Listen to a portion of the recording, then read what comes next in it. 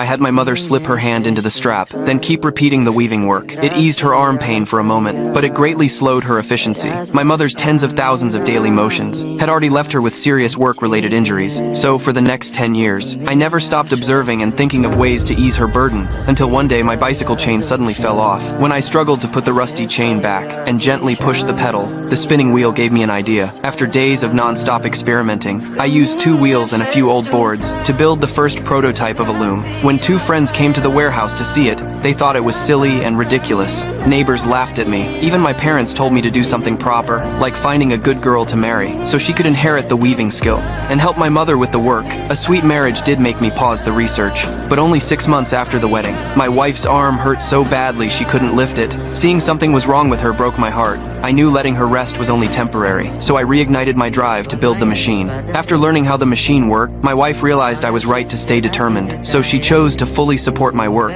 but I told her I had no money to continue. For the sake of my dream, she gave me her lifelong savings of 1,000 rupees without hesitation. From that moment, I devoted myself fully to the research. This time I kept quiet and told no one. Months later, the simple loom was finally done. I invited family and friends with full confidence. When the power was switched on, the machine started running, but it exploded after only a few seconds. The blast destroyed not only my work, but also pushed me into the lowest point of my life. The money for the motor was borrowed from loan sharks. I planned to repay it quickly with the loom, but now the lenders were pressuring me hard. My father called me a useless man. Even my loving mother was deeply disappointed. That night I ran away from home. I went to the riverside, tied my hands and feet with rope. My parents' scolding echoed in my head. In despair, I wanted to end my life. I stayed there until dawn, then dragged my exhausted body back to my wife. She cried the whole night, but instead of blaming me, she quietly took out her wedding jewelry to help repay the debt, to let me focus on my research. We rented a place and moved to the city.